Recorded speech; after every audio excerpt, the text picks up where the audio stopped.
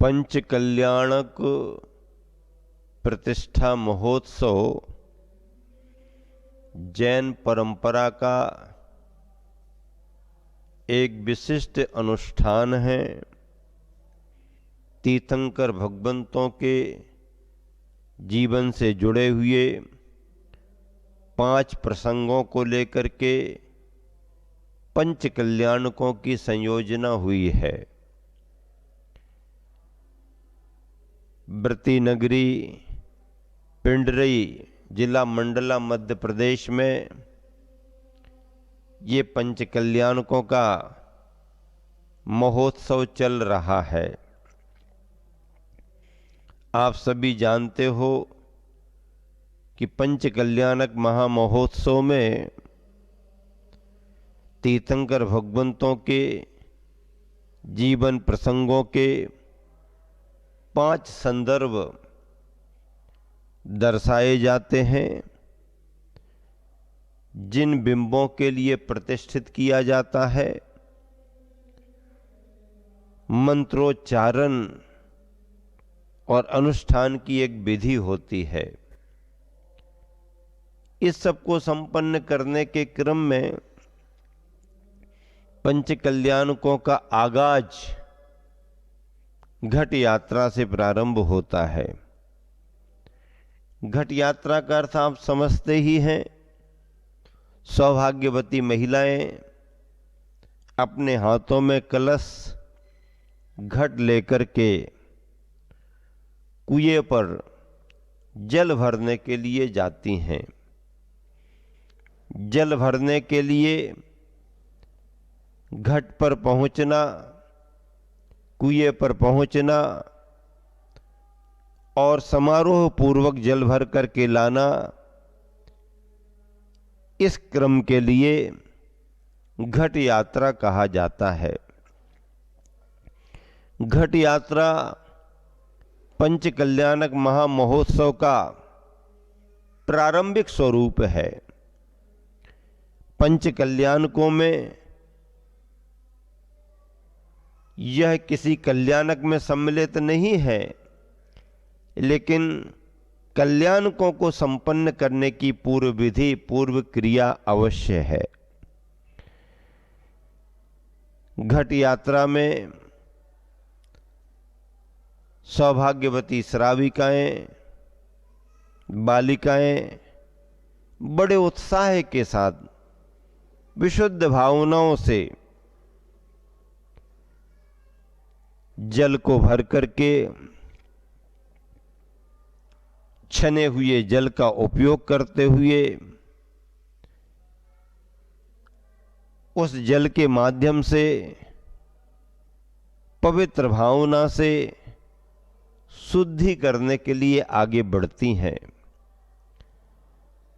और जब पंच कल्याणक स्थल पर पहुंचती हैं, उत्साह के साथ उत्सव मनाते हुए, तब फिर वहां पर प्रतिष्ठाचारी के निर्देशन में उस स्थल की शुद्धि की जाती है, उस स्थल को पवित्रता प्रदान की जाती है। देखिए, मंडप तैयार होते हैं, स्थल पर वेदिका बनाई जाती है, जिस वेदिका पर प्रतिष्ठा होने के लिए आई हुई प्रतिमाएं विराजमान होती हैं।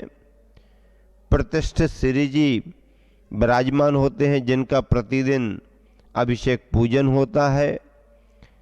ऐसी उस वेदिका को अभी तक तुम्हारे कारीगरों ने तैयार किया, सामान्य जनों ने तैयार किया, एक निर्माण के रूप में तैयार किया, और लोगों का आवागमन रहा। शुद्धता अशुद्धता में सभी लोग आते जाते रहे। स्थान की शुद्धि नहीं मानी जाती है। स्थल को शुद्ध करना है ताकि शुद्धता के साथ श्री जी विराजमान हो। और शुद्धता के स्थान पर आसीन करा करके नए जिन बिंबों की प्रतिष्ठा भी हो। वह संपूर्ण क्षेत्र सामान्य मंडप माना जाता है, लेकिन जैसे ही उस स्थल की शुद्धि होती है, जल के द्वारा, मंत्रोच्चारण के द्वारा, तब फिर वह स्थल सामान्य स्थल ना रह करके एक विशेष स्थान बन जाता है। उस स्थान में पवित्रता आ जाती है। जैसे देखिए, आप अपने घर में रहते हैं, अपने तरीके से खान पान करते हैं, आपका रसोई घर 24 घंटे भी खुला रह सकता है, दिन में भी आप भोजन बनाते करते होंगे।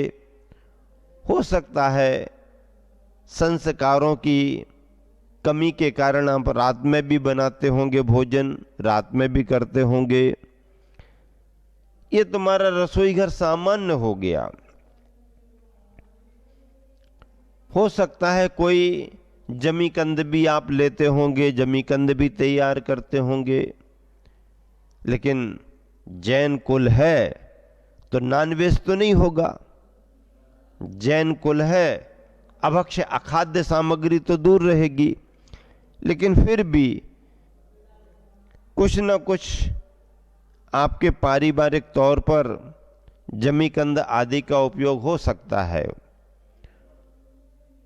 ऐसे उस रसोई घर को भी आप स्वच्छ और शुद्ध बनाते हैं। आप अपने कक्ष में, हाल में बैठ करके भोजन करते होंगे।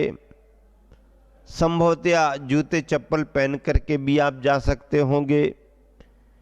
अगर मर्यादाएं आप समझते हैं तो बाहर ही उतार करके जाएंगे, और मर्यादाओं का ख्याल नहीं है, आधुनिकता आप पर सवार है, तो आप जूते चप्पल का भेद किए बगैर भी अंदर जा सकते हैं। हो सकता है आपके खाने पीने में भी जुड़ जाएं, क्या पता है, भौतिकता का प्रभाव है। लेकिन संस्कारित परिवारीजन थोड़ा सा इन चीज़ों का परहेज तो करते ही हैं। आप भी परहेज करते होंगे, आपको भी परहेज करना चाहिए। लेकिन सामान्य रसोई घर आपका सामान्य ही है, पर अगर कोई आरिका माताजी मुनि महाराज को आपको आहार कराना है, कोई त्यागी व्रती के लिए शुद्धता से भोजन कराना है, तो फिर आप उसी स्थान के लिए क्या करते हैं? ये सामान अलग करो, वो सामान अलग करो, यहाँ सफाई करो, यहाँ पुताई करो, यहाँ पर ठीक करो, ये करो करो। और ऐसा करते करते फिर आप अपने रसोई घर को स्वच्छ करते हुए शुद्ध करते हैं। जिस जगह पर मुनिराज की आहारचर्या करानी है, उस जगह पर भी पूर्णतः साफ सफाई रखते हैं। भावनाओं के साथ, भावों की शुद्धि के साथ आप स्थल की भी द्रव्य रूप में शुद्धि करते हैं। फिर चौका तैयार करते हो, आप चौका लगाते हो, भावनाएं भी पवित्र, आपका तैयार किया गया भोजन भी पवित्र, और पवित्रता की मूर्ति जब त्यागी व्रती पिच्छीधारी आते हैं तो फिर कहना ही क्या है। उन भावनाओं से उन स्थानों पर उस विधि के अनुसार आहार दान जैसे महत्वपूर्ण धार्मिक कार्य को संपन्न करने से भाव विशुद्धि के कारण अतिशयता आने लगती है, प्रभाव बढ़ने लगता है, प्रभावना बढ़ने लगती है। ठीक ऐसे ही पंच कल्याणक संपन्न करने के लिए स्थल तो सामान्य होते हैं, जमीनें वही हैं, अचरा कचरा पड़ा रहता है, जमीनों के अंदर क्या क्या नहीं पड़ा रहता है, पर उन स्थानों का भी संशोधन करके और उस स्थल के लिए पवित्रता का स्वरूप देने में क्या जल के माध्यम से और मंत्रों के माध्यम से शुद्धि की जाती है। इस स्थल की शुद्धि करने के लिए प्रतिष्ठाचारियों के साथ सौभाग्यवती श्राविकाएं और बालिकाएं अपनी भावनाओं से जल का सिंचन करते हुए सब तरफ ढेर सारे मंत्रों के माध्यम से उस स्थल को शुद्ध करते हैं। और इस कार्य और विधि को घट यात्रा के दिन किया जाता है। घट यात्रा में पंच कल्याणकों के महापात्र के रूप में गजराज पर भगवान के माता पिता को आसीन किया जाता है। पूर्ण बहुमान और पूर्ण सम्मान के साथ माता पिता गजारूढ़ होकर के नगर बस्ती में निकलते हैं। ये उन महाभाग्य महापात्र का सामाजिक सम्मान माना जाता है। और फिर उत्सव मनाते हुए सभी श्रावक श्राविकाएं घट यात्रा के शासन नायक युगादि पुरुष आदिनाथ की ही पंचकल्याणक प्रतिष्ठा संपन्न की जाती है। वैसे किसी भी तीर्थंकर को विधि नायक बना करके उनके जीवन चरित्र के प्रसंगों को दिखा करके पंचकल्याणक संपन्न किया जा सकता है। किसी भी तीर्थंकर को विधि नायक बना सकते। अजितनाथ, संभवनाथ, अभिनंदननाथ, शांतिनाथ, महावीर, पारसनाथ, नैमिनाथ, मुनि शुभ्रित, कोई भी तीर्थंकर को आप विधि नायक बना सकते हो। लेकिन जिन तीर्थंकर को आप विधि नायक बनाएंगे उनके जीवन प्रसंगों और पात्रों के अनुसार फिर पंचकल्याणक में आयोजन दिखाया जाएगा। प्राय करके युगादि पुरुष आदिनाथ भगवान के पंचकल्याणक दर्शाए जाते हैं तो उनका कथानक जुड़ता है। उनके जीवन प्रसंगों की विधियां दिखाई जाती हैं। और उसमें एक दृष्टि ये भी होती है कि 24 के प्रथम तीर्थंकर हैं। तीर्थंकर आदिनाथ से जुड़ने के कारण हमारा धर्म, हमारी प्राचीनता, हमारी प्रामाणिकता, हमारी ऐतिहासिकता बहुत बहुत बहुत सुदूर तक पहुंच जाती है, बहुत सुदूर पहुंच जाती है। इसीलिए आद्य शासन नायक को जिनके पंचकल्याणकों में सामाजिक व्यवस्थाएं दर्शाई जाती हैं, प्रजापाल का स्वरूप दिखाया जाता है, उत्तराधिकार देने की बात आती है, विशेष रूप से भरत चक्रवर्ती का जीवन संदर्भ जुड़ता है। भरत चक्रवर्ती का जीवन संदर्भ जुड़ने से इस देश का जो भारतवर्ष नाम पड़ा है उसकी स्मृति ताजी हो जाती है। बाहुबली का जीवन जुड़ता है। कामदेवों में प्रथम मोक्षगामी कामदेव रहे हैं। ऐसे प्राचीन प्राचीन संदर्भ जुड़ने से और एक योग्य प्रजापाल, योग्य अनुशासता और योग्य राजा के रूप में आदिनाथ भगवान का व्यक्तित्व और कृतित्व दर्शाया जाता है। असी मसी कृषि वाणिज्य विद्या शिल्प की व्यवस्थाओं का उपदेश आपके द्वारा दिया गया, आजीविका के उपाय बतलाए गए। इन सारे प्रसंगों को लेकर के आदिनाथ भगवान से संबंधित पंचकल्याणक प्रतिष्ठा संपन्न की जाती है और उस स्थल को अयोध्या नगरी का स्वरूप दिया जाता है। बंधुओं, बाहर के कलशों में, बाहर के घट में, बाहर का जल भर करके और स्थल की शुद्धि करके घट यात्रा संपन्न की जाती है। मैं तो समझता हूँ ऐसे पावन प्रसंगों को पा करके, ऐसे शुभ और दिव्य अवसरों को पा करके बाहर की घट यात्रा के साथ हम सबको अंदर की घट यात्रा भी करनी चाहिए। अंदर की घट यात्रा का मतलब है बाहर से आयोजन तो हो ही रहे हैं, हमारे अंदर के परिणामों के अनुष्ठान भी चलते रहने चाहिए। और घट घट की यात्रा ऐसी ही हो, आप चाहे पनघट पर जाएं और चाहे मरघट पर जाएं, लेकिन अंतर्घट को याद अवश्य रखें। क्या कह रहा हूं? आप चाहे पनघट पर जाएं और चाहे मरघट पर जाएं, लेकिन अंतर्घट की यात्रा आपकी निरंतर चलती रहनी चाहिए।